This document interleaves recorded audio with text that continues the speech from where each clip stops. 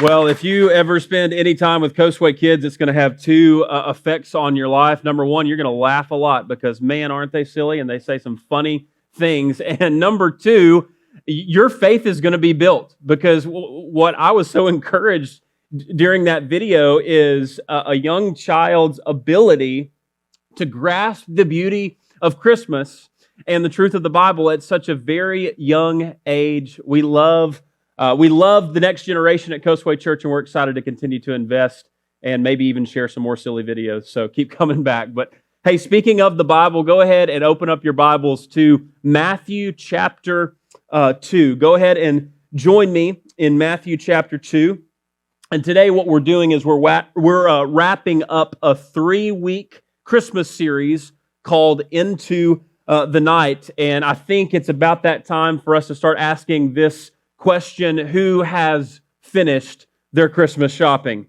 Anybody in here? Yes, bless you, keep you. May the Lord's face shine upon you. And I guess I will see the rest of you at Walmart on Christmas Eve. By the way, if you want a vivid example of how grand the grace of Almighty God really is, go to Walmart about this time of year and just say to yourself, God loves these people too. Yes. But when you consider everything, you know it's true. Yeah, it is. But when you consider everything that goes into Christmas, here's something that you just cannot get around, that it revolves around gifts, right? So the stores are open later, the sales are going longer, and this shop until you drop culture is in front of us at all times. And this actually got me thinking, what gifts are people really fired up about this Christmas? You know, they kind of change year to year, but I just wanted to show you just 3 that stood out. The first one is called the Astro Household Robot. Looks like something that George Jetson would use. And basically, think Alexa on roller skates. That's what this thing is. And so it just follows you around. Not that that's creepy. And it's kind of on demand if you need something. Apparently, if you put a drink kind of in the caboose of the Astro Robot, it will bring it to you. So there you go. That's very practical in case you needed a gift idea. Number 2, let's show this next one. It's called the Chill Pill. Okay, and so this is actually a really popular gift right now because what it's intended to do is to help calm your mind whenever it's time for you to go to sleep. So you can press that button and get a nice friendly electric impulse sent into your body. It's all natural, guys. Relax. And apparently it's supposed to calm you down, and people are loving it. So there's another gift idea. Number 3, and this one, it looks a little bit, the chin strap for snoring. Okay, so who has a spouse that snores? I'm just kidding. Please don't raise your hand. This looks a little bit like people halfway through the pandemic when they were tired of wearing their masks. But what this got me thinking about was like, this sounds like cruel and unusual punishment. It's like, if you snore and you wear this, how do you breathe? So there's another gift idea for you. You are welcome. So what we're doing, some of you guys are writing this down, and that's what's a little scary. But today what we're doing is we are taking a closer look at my favorite part of the Christmas story. It's when the wise men come to visit Jesus with 3 costly gifts. And here's what I just want you to know about this story, and you already know this, it's iconic. It's storybook. It's embedded in all of our Christmas cards and all of our Christmas carols. But once you cut past all the traditions and really reflect on the story, here's what really emerges clearly for all of us to see, and that's the gravity of Christmas. That it has great weight behind all of the decorations, all of the shopping, all of the singing. There is a great weight behind Christmas that applies to all of our lives, but it's the beauty of Christmas emerges for all to see. And I don't know if you ever wonder, whenever you read the accounts of the events of Christmas in Matthew or in Luke, you wonder, like, why did the gospel writers include these events? Because you do understand they had a lot of source material to draw upon. They were relating with and talking to eyewitnesses, Mary being one of them, of all of these events. So they had a lot that they could choose from. Why these events? And I think there's 2 reasons. Number 1, because they are actual events that really happened. So this is not a lovely legend. This is actual human history. Number 2, it's because these events reveal to us something that God sovereignly decided for us to know about His great Son. It reveals the identity of Jesus. It reveals the mission of Jesus. And here's what I want you to know. Christmas rises and falls on the greatest giver of all time, and that's God, giving the greatest gift of all time, and that is His great Son, Jesus. You see, understand, friends, when God moved heaven and earth to make this gift possible, what does it do? Well, as we'll see today, it compels a response. And I just think about this practically. Whenever you receive a great gift, you don't sit there and act like it never happened, right? You don't just stoically cross your arms and go on with your day. No, you're in that moment in a way that's joyful, in a way that's grateful, and you respond, right? You enjoy the gift, but you don't. The joy doesn't stop with the gift; it moves to embrace the giver. What do? You give them a hug. You say thank you. You'll give a gift in return, and that's what I want you to see in this story. That is exactly what's happening with Jesus and these wise men, because you could think of this as where the idea of giving gifts on Christmas actually originated. You could look at this as the first and greatest gift exchange in all of human history. And as that song, The Little Drummer Boy, goes, which, by the way, he wasn't there at the Nativity, so I'm sorry to do that to you. But there's a line in that song that says, "Our finest gifts we bring to lay before a king." And the question, even the tension this story raises, is really this: how will you personally respond to the gift of God's great Son? Let's take a look at Matthew chapter 2, verse 1. Now after Jesus was born in Bethlehem of Judea, in the days of Herod the king, behold, wise men from the east came to Jerusalem, saying, "Where is he who has been born King of the Jews?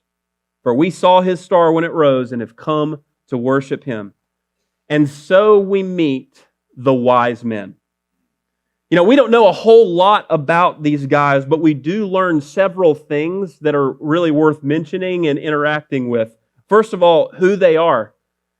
When you actually stop and think about it, it's not just men who were really smart. They were very educated. They were very wealthy. They were from a far-off foreign land in the east. But here's another thing. They were pagan magicians. These are not God's people. These are not the people who is going to be the first group to show up to church for Christmas Eve or for a Christmas with Coastway service. They're not the people who you would expect to go out of their way to seek the true and living God. But when they showed up, and by the way, sorry to do this to your nativity. I know it's like you come back every single week, and that pastor just like messes up like all the nativity stuff. And sorry to do this to you, but the wise men were not present at the birth of Jesus, nor were they with the shepherds in the stable. And so if you show up to your child's Christmas play or your niece or your grandchild's Christmas play, and the three little wise men come walking in with the shepherds, let me just say this: don't be weird, okay? Don't be weird. Let it happen. Be a normal person. Take pictures of the cute little kids and just enjoy the Christmas nativity. But understand how it says that this happened after Jesus was born. Now, and so we're not certain just how old Jesus was. We think he's somewhere between 1 and 2 years old at this point. So this isn't 8-pound, 2-ounce swaddled up baby Jesus. This is like toddler, put the child lock on everything and safety gate thing up, baby toddler Jesus. Because and we know this because that's apparently when the wise men first saw the star. It was within the past 2 years that the star rose that they followed that led them to Herod's palace and led them to the one true king where they would worship him. And this is interesting. I hadn't really thought about this until this week, but there's a good chance that the wise men didn't immediately follow the star when they saw it. Now remember, they're scholars, they're astrologers. What they probably did is they probably had some council where they got all like the most influential scholars and astrologers together, and they're like, what does this mean? And so they probably had some counsel. They probably talked about it. It could have been months where they were like, what is this? And is this the sign? Is this the star that we're supposed to follow? We also see where they're from. This is an important detail. we see that the wise men are from the east. And that's general, but it could mean several different places. They're likely coming from a couple of places that are very important in biblical history, in human history, like Persia or Babylon, which would be as many as 1,000 miles away. So you think about it, this wasn't just a short camel ride down Highway 90 for them to get to Bethlehem. I mean, this was a journey. This was a voyage. And we know because in the book of Ezra in the Old Testament, we see that Ezra was one of the men who led people out of exile. God's people had been exiled in the east, Babylon and Persia, led them out of that place back to Jerusalem, and that was a 4-month journey. So this was not just some quick trip. This took a lot of time and intensity. And also, here's another interesting thing. How many wise men were there? We don't know. We don't know. We kind of assume the idea that there were 3 because of the number of gifts, but actually, if you look closely, the story doesn't say. In fact, there's good reason to assume that there were many more than just the 3, because in those days, wise men traveled in bands of about a dozen or more at a time.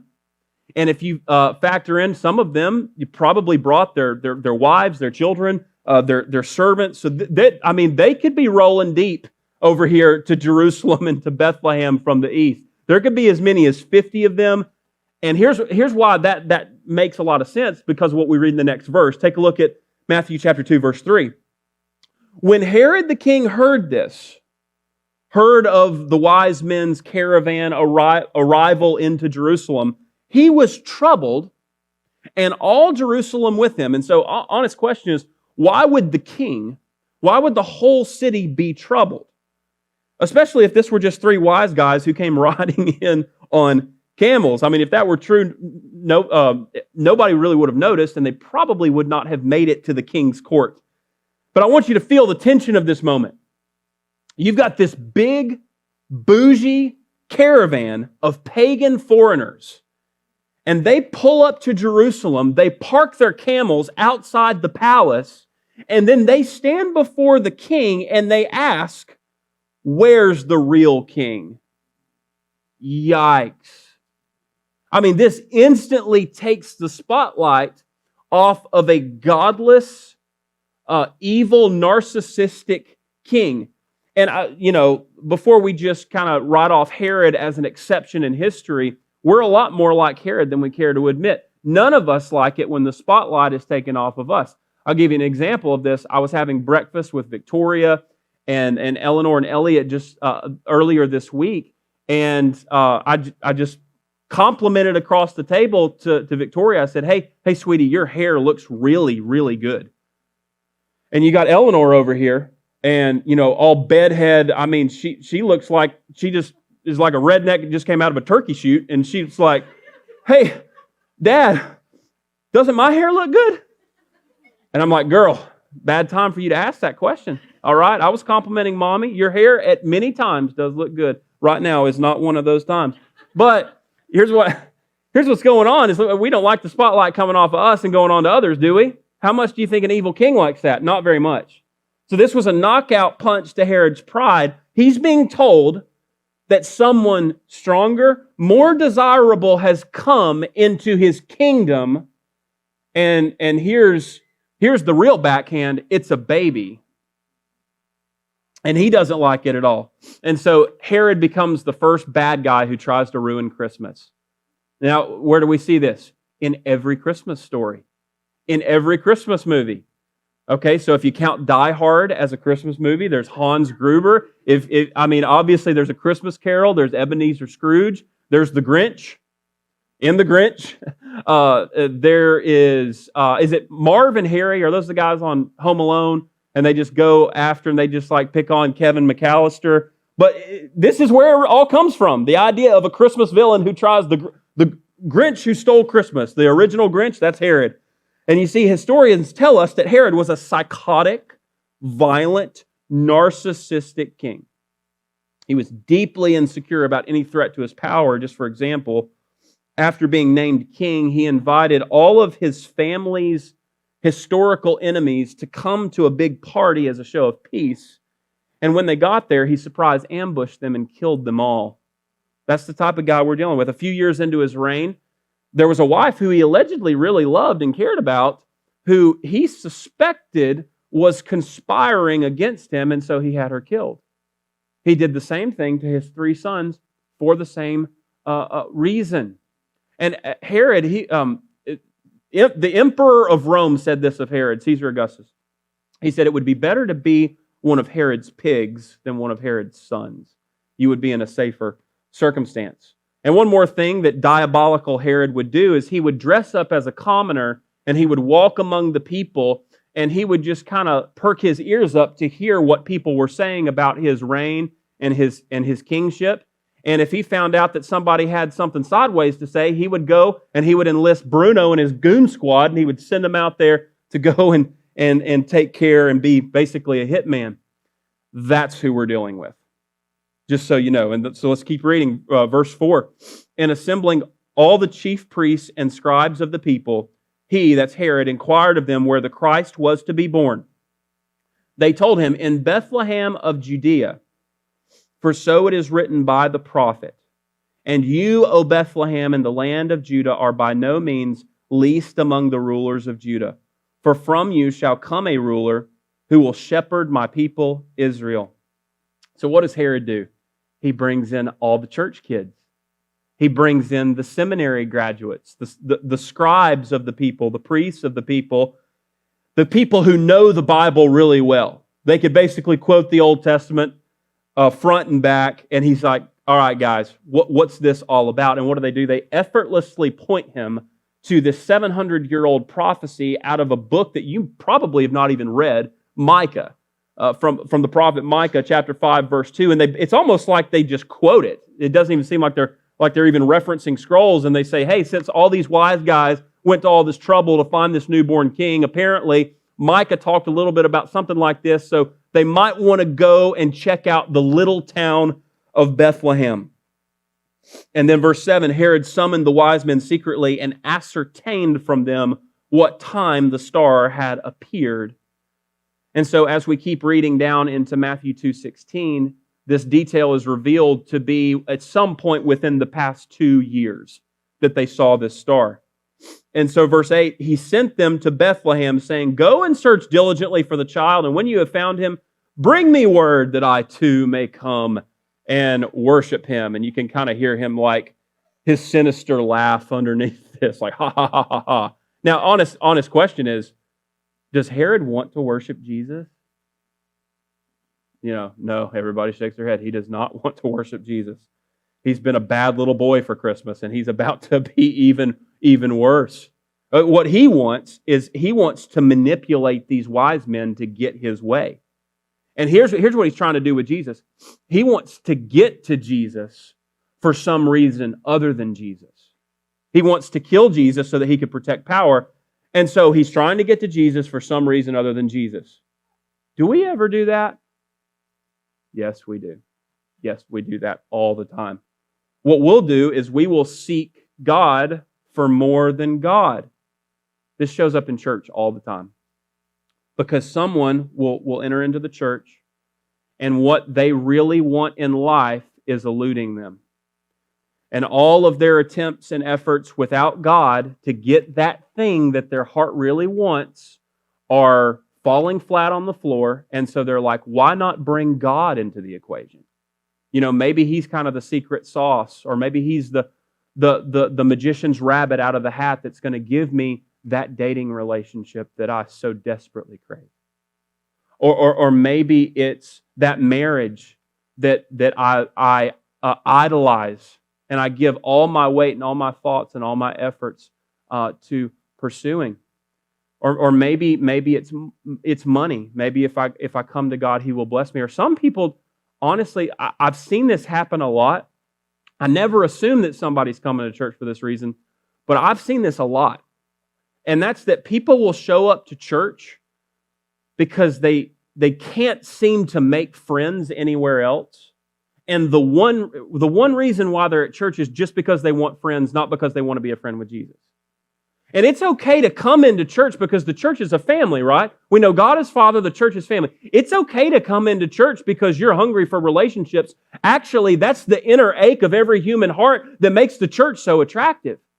But if it never moves beyond that to see that the reason why you long for relationship is because you were created in the image of a relational God who knows you, who searches you, who pursues you, and who loves you to the end, even to the cross, unless you understand that that's the relationship that you're actually after, all of this stuff is just going to be a bunch of activity dust. And so what we do is we come to God for more than God, like Herod, but then we'll seek God for who we want Him to be. It's like whenever you go to the seafood buffet. It's like I'll have some of the clam strips, I'll have some of the crab legs, but I'm going to leave the oysters. I don't want that part.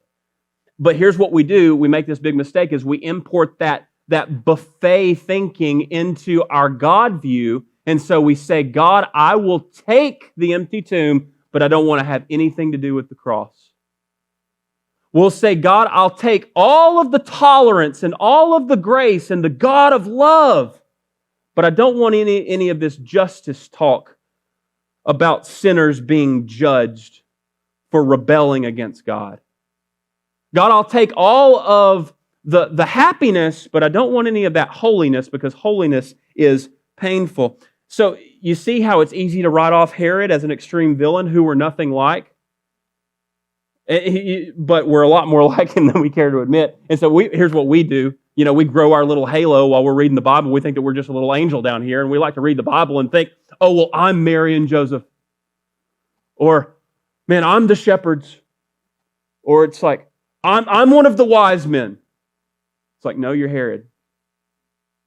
There is a little King Herod in every human heart. And one of the better ways to read the Bible is to understand that we're more like the villains than we are the heroes, if you get what I'm saying. Because we don't like it whenever our control is threatened, do we? We don't like it whenever our plans are disrupted. And let me just ask you this question. This is how much like King Herod we are. How much do you like it, and how much do you just respond winsomely and graciously whenever you don't get your way? Like, none of us are doing very good at this point. But whenever maybe your team loses, you know, it could get as silly as that. We fly off the handle and we say ugly things on social media. Or whenever your candidate doesn't get elected to office. Or just whenever somebody just does something different than you would do it. And what you do is you have this little Pharisee inside of you, this little King Herod inside of you that just silently dismisses them and judges them, right? Or you verbally correct them and you damage the relationship in some way that's just goofy, man. Or think about your kids. There's a little King Herod in every kid's heart. All right? Love your kids. They're cute. They say funny things. But we don't have to teach them how to hit, how to bite, how to be selfish, how to throw temper tantrums. Like, you don't sit down and do a class on that. At least I hope you don't. It comes natural to them. And this is what we see happening with Herod, but it's what we see happening with us. Look at verse 9. After listening to the king, they went on their way. That's the wise men. And behold, the star that they had seen when it rose went before them until it came to rest over the place where the child was. And when they saw this star, they rejoiced exceedingly with great joy. I love this verse because it sounds like a child wrote it. They rejoiced exceedingly with great joy. It's like joy, joy, joy, joy, joy, joy, joy, joy, joy, joy, joy. It's like 4x joy. It's like joy with an energy drink in your hand. That's how happy they were. That's how thrilled they were at Jesus. And going into the house, they saw the child with Mary, his mother, and they fell down and worshiped him. That's a very different response than what we see from Herod. And these guys aren't peasants. They're powerful men. They're influential men. God will get his glory. The question is he going to get it from us? Are we going to be the people who say, God, you're good. God, you're great. And even when I don't get my way, I'm going to worship my way through it. Here's something interesting. How did the wise men ultimately find Jesus? It's a very peculiar how they ended up finding this one small, nothing of a house where Jesus was. And here's what I want to show you. It was a sovereign combination of the star and the Scriptures. Let me talk about the significance of both for just a moment. God put a great star in the sky to lead and guide these pagan men to Jesus from a foreign nation. And see, these men, they were constantly looking at the sky for like a sign, or maybe we would call it like a God wink, to make sense of realities. And admittedly, that's not the best way to seek God. Actually, sorcery, astrology, and various places, like it's expressly condemned in Scripture. And so why would God go to the trouble to begin with? And we answered that question with a song that we sang earlier. He rules the world with truth and grace. And He makes the nations prove. He makes the nations prove. He orchestrates events and He orchestrates circumstances so that all people from all places will come and will bow before the one true King. And here's what history has told us. There is nothing that we can do to stop that. There's a lot we can do to enable that. That's why we're here. But I just want to tell you and encourage you with this. God is active everywhere. He's active among all peoples, including you in your life today. And what He's doing is He's putting into your life signs, stars, to draw you to Him. Pay attention. If you look closely, you'll see that God is doing this. And I want to ask you this question. What are the stars in your life? What are those guiding light circumstances that are just shouting there's something more? Shouting that Jesus is calling you closer to Him. Maybe it's a friend who refuses to give up on inviting you to church. That friend could be a star. And if you are that friend, don't stop shining. Maybe it's a blessing that makes you look upward for someone to thank. You're like, there's no way life could be this good just in my own. And you just humbly admit, man, there's got to be a God. I need to find Him. Or maybe it's a difficulty. Maybe you're going through, what you're doing is not working. Life didn't go the way that you thought it would be. You got a bad doctor report. You're experiencing some loss. Some relationship didn't work out. The marriage is failing. Oh, well, that's a star. That's a star saying, return to the Lord and be refreshed. And whatever that is, if you want to know how to make sense of it, then here, and you want to find Jesus in it, it's going to happen for you the same way it happened for the wise men. Notice, the star was not enough to get them to Jesus. It took the star, the circumstances, and it took the Scriptures. When the scribes opened the Bible, and what happens every Sunday when we gather, here, we don't trumpet a bunch of politics. I do my best to just be modest about my opinions and make sure that anything that's going to be shared is going to come straight out of God's revealed Word. And so every Sunday, what do? And this is why you need to be a part of a gathered body, local church, week in and week out. We open the Scriptures and do our best to explain the stars and show you that it's all pointing you to Jesus. And we need this, right? Because there's so much in our life that just does not make sense. And so many things that we need help with. And I just want to show you. The Bible is the gateway to God. The Bible is the way that you make sense of the stars. And consider this an invitation, man, to come back. To come back and to hear the Word preached. To dive into God's Word on your own time and make sense of what's going on in your life. Take a look at the rest of verse 11. Then opening their treasures, they offered Him gifts, gold and frankincense and myrrh.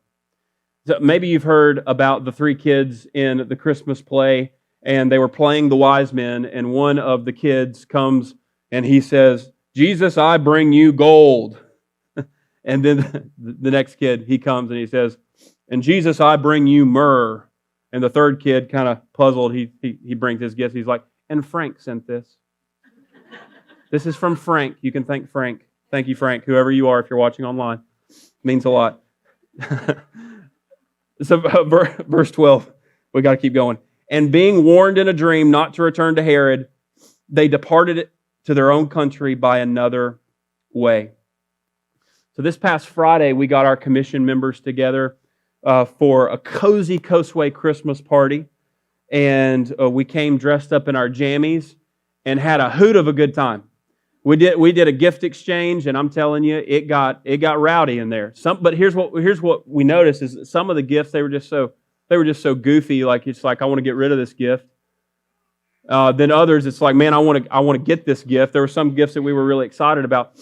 But here's why I share that with you is because the way that you can look at this story is this was the first great gift exchange that's ever taken place. It's because what is it that the wise men are doing right here? They're responding to the gift that was first given to them. They're not initiating the gift, they're worshiping the giver. Because God gave His first and His best to the world, and these wise men, the whole world was responding by bringing their first and best to Jesus. So I think there's a few key ideas that I want to show you in here. The first is this: Jesus is the greatest gift you will ever receive. And you say, well, why is that? Well, I was thinking a lot about this week to prepare and share, like, why is Jesus the greatest gift? And it's because if you think about what makes a gift great, there's going to be at least three characteristics to a great gift. Number one, it's going to be thoughtful. Number two, it's going to be practical. And number three, it's going to be sacrificial. And so let me show you how Jesus is the greatest gift because of all the thought that went into His entrance into the world. So a great gift is thoughtful. What does this mean? There was a lot of planning that went into it. It would blow your doors off and take more time than we have to hear all the planning that God put into His Son being born through the line of David in Bethlehem to a virgin at this point in human history. Consider how the prophecy that the scribes applied to Jesus' birth when they were interacting with Herod, Micah 5:2, that was given 700 years before Jesus was born.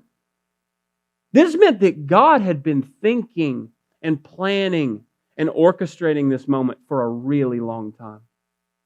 Paul elsewhere says in Ephesians 1:4 that he was thinking about it since the foundations of the world. Furthermore, this is fascinating. Aren't you curious to know how the wise men knew to follow the star to begin with? I mean, they weren't looking to worship the God of ages, the true and living God of the Scriptures. They were pagan astrologers. We actually know how they knew. It was because of God's thoughtfulness that had gone into this 500 years prior. There was a guy named Daniel, and Daniel was carried off into Babylonian exile. He was in a place that he didn't pick to be, in a circumstance that was anything but desirable. And what he chose to do is he chose to walk faithfully with God in a place where people rejected and resisted God. And God showed him favor.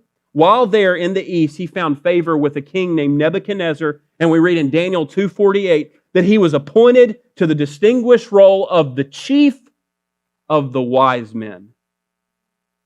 And it was in that role that he would have taught the wise men of the East this prophecy written 1,500 years prior. God's been thinking about this.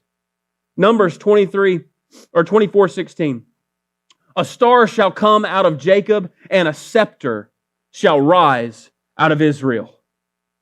So how did the wise men know to follow the star to begin with? That it would lead to a newborn king? It was because God had been thoughtfully orchestrating the events of human history toward this moment for a long time. And I want to encourage some parents in the room right now. You have young kids, you have little hearts in your home. Maybe you have grown kids, they're outside of your house. Never stop proclaiming the gospel to your children. Because if God can use a prophecy that was given 700 years prior, if He can use a prophecy that came 1,500 years prior, if He could use a man who faithfully walked with God 500 years prior to the birth of His great Son that would lead the nations to prove the glories of His righteousness, then God will use the seeds you plant in the hearts of your kids. You just don't know when it's going to happen. It might be 10 years from now. It might be 20 years from now. But don't despise the day of small beginnings and never fail to continue sowing seed. Maybe some of you've been sharing the gospel with a neighbor or someone, a friend of yours. Don't stop. You never know. You never know how God is thoughtfully orchestrating a star in that person's life and leading them to the gift of Jesus. Next, a great gift is practical. So this is the question where we ask, will they need the gift or will they even like the gift? Okay, so I was talking with Ella a couple weeks ago, and she was like, Daddy, I've got a great gift idea for Mommy, okay? And I was like, okay, well, tell me what the gift is. And she told me what the gift is, and I was like, she's not really going to use that.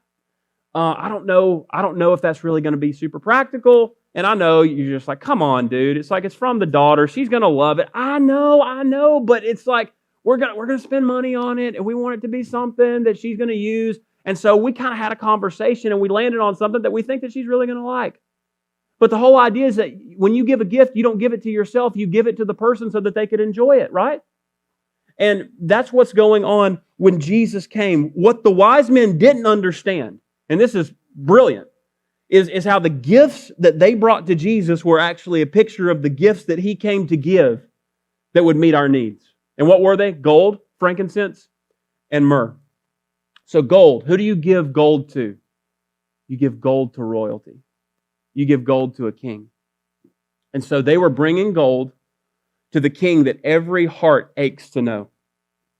And you're like, well, what's the significance of a king? We don't really use that terminology as much in today's world, but it's more relevant now than ever before. And I can prove it to you. Before, during, and after a presidential election, what do we see? We see every human heart longing to be led well. And what is that longing all about? It's a longing for a king that's transcendent, that's greater than any human or earthly king or kingdom. Our hearts are longing to be ruled with justice and with righteousness, with fairness and uprightness. Man, you want to know how important it is to be under a great and fair king? Man, you go to Ukraine right now. You go to Russia right now. You go to North Korea right now. You go to China right now. And you will see the devastation that comes when we don't have a king. And Jesus was the king who was coming, who was going to meet that longing in every human heart. So that's gold, but also there is frankincense.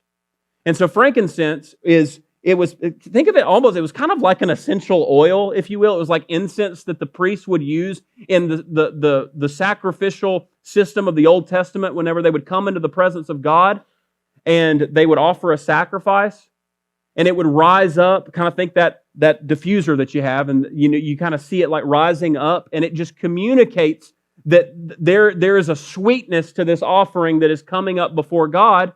And God is pleased with it, and He's going to come down and He's going to be with us.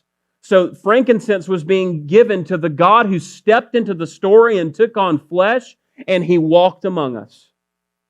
What do we need to know? We need to know that we're okay with God. We need to know that we can come into the presence of God and not be crushed. And the frankincense was pointing to our need to know and be with God. And then there was myrrh. What is myrrh about? Well, myrrh was basically used to anoint bodies at burial. And you're like, what a strange gift to give a toddler. It's like you show up to a 2-year-old's birthday and it's like, here, I got you this coffin. You're like, you're weird, man. Don't come near my kid again. But there was something about this. It was very expensive. It was very costly. And it was picturing how Jesus was born to die as a substitute for sinners so that through His substitutionary death, we can be forgiven and we can be free. That's practical.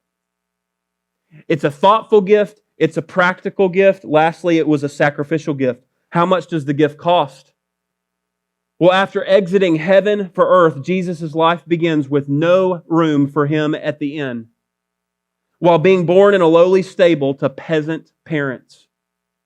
Soon after, a jealous king would hunt Him down to kill Him, forcing His frightened parents to run as refugees to Egypt.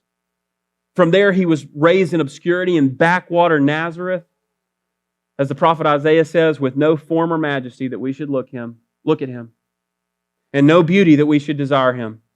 And then after going public with His ministry, He was despised and rejected by men, including His own family and hometown. On one point, He said, foxes have holes, birds have nests, but I have nowhere to lay my head. And then after all the miracles, after all the messages, After all of these dynamic moments of sacrificial ministry, he's denied and betrayed by his own disciples, he's condemned by his own people, and he's crucified as a criminal. Why? The King of creation stepped down from glory to go public with his goodness. That's why. We read in Hebrews 12:2, it was for the joy set before him that he endured the cross, despising its shame. He knew that shame was coming, but the joy that would come on the other side of that shame was greater than anything he would have to go through in order to give it to us.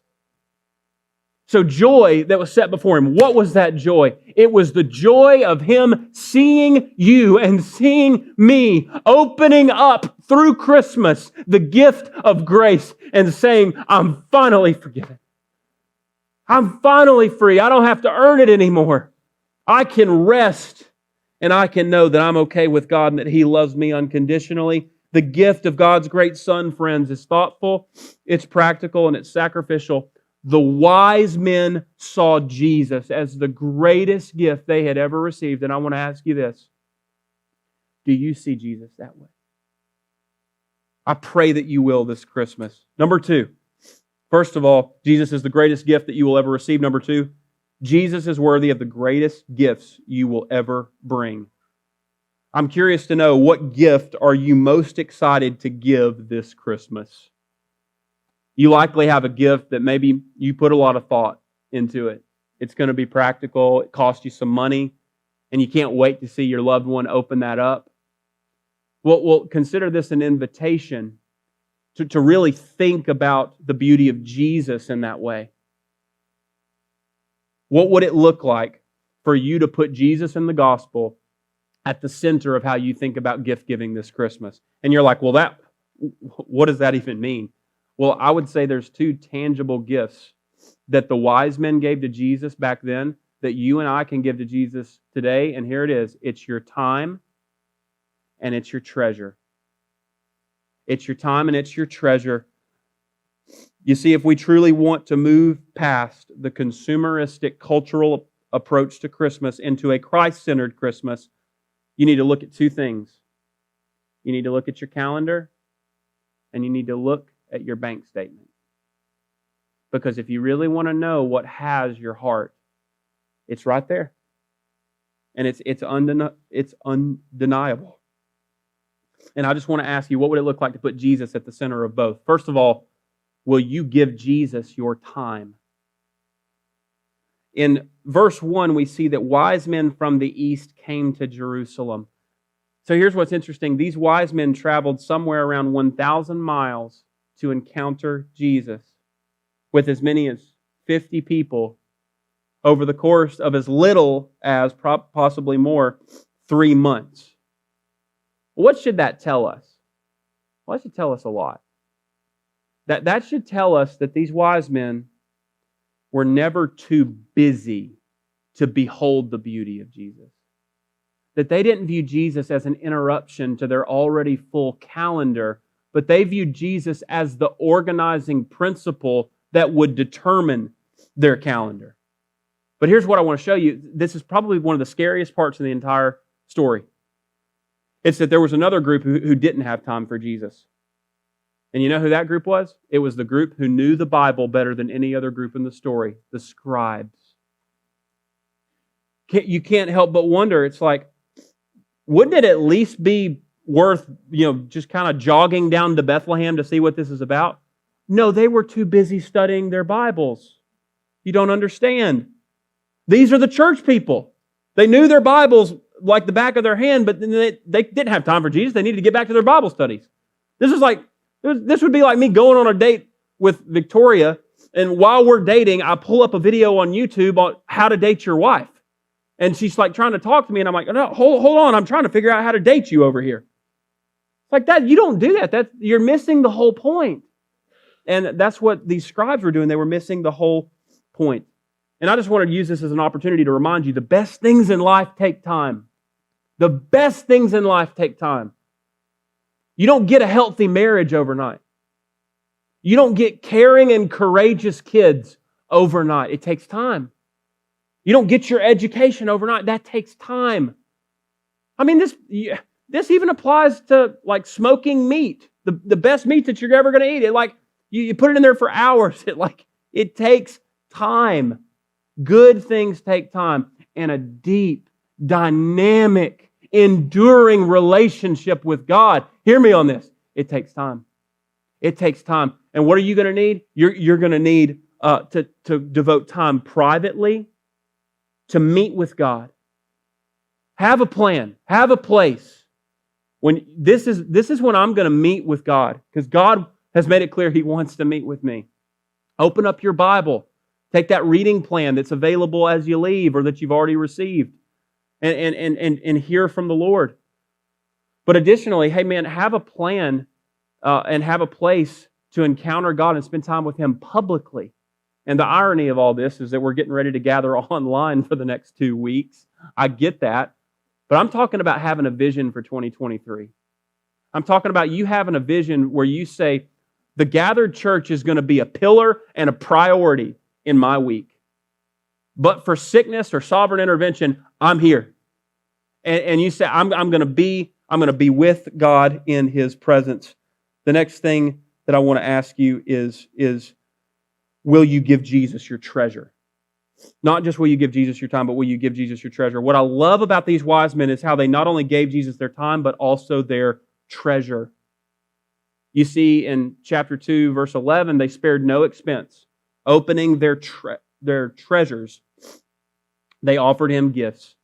And this wasn't like white knuckling, like, oh, I guess I'll do it because I have to. It was like, no, joy, joy, joy, joy, joy, joy, joy. An act of joyful worship that I get to come and lay my crowns down before the greatest King. And it is a joy, not an obligation. And this invitation I'm about to extend is pretty bold. I get it. But just understand, this bold invitation is to draw you closer to the feet of a worthy King. And so that's why I said I'm going for it. What would it look like for you to say, the most expensive gift that I'm going to give this Christmas is going to be laid at Jesus' feet. And it's going to be for the purpose of building His kingdom. What would it look like for you to say, we're going to invest more as a family, maybe as a single, as a college student, in the kingdom of God, going further faster than we are on Christmas gifts for one another? And you say, well, I bought a house for Christmas. Merry Christmas. Okay, all right, I get it. Or I bought a car or something for somebody. I get it. What if you were to say, man, I'm going to feel this. This is going to be something sacrificial. And I want to let you know, if you're new to Coastway, we are a generous church. Our church is built on the generosity of our commission members and in other people who believe in the work that we're doing from many different places and states. And I want to tell you that the biggest check that Coastway Church will write this Christmas is going to be given away 100% to our strategic mission partners locally. And it's called our overflow offering, and I want to tell you about this. Our overflow offering is the way that our church is overflowing with generosity to take the gospel further faster through our strategic mission partners. So what we're doing is we're giving away 100% of this offering to invest in our Serve 843 initiative. That's local schools where we have partnerships to share and influence with the gospel, like Blackwater Middle School, like Carolina Forest Elementary School, where we host a Good News Club. But then there's Harbor City Church in Charleston, South Carolina. They're going to get a third of this offering. And then there's Grace City Church in Santo Domingo, Dominican Republic, and they're going to get a third of this offering. And so if you need an idea, if you need some inspiration, here's a way that you could say, hey, I'm going to bring treasures to the feet of Jesus for the sake of the gospel going further faster. And here's the question in all of this that I just want to ask you. We don't have an amount goal. We have a participation goal. Our goal is that 100% of those of you who call Coastway Church your home church, that you would invest in this on some level, and that it would be done with the same joy that these wise men laid their gifts at the feet of Jesus. I want to leave you with a question. These wise men saw Jesus as beautiful, not useful. He is useful. He does make a big difference in every area of your life. But before He's useful, He's beautiful. This Christmas, will you see Jesus as more than useful? Will you see Him as beautiful? Let's pray.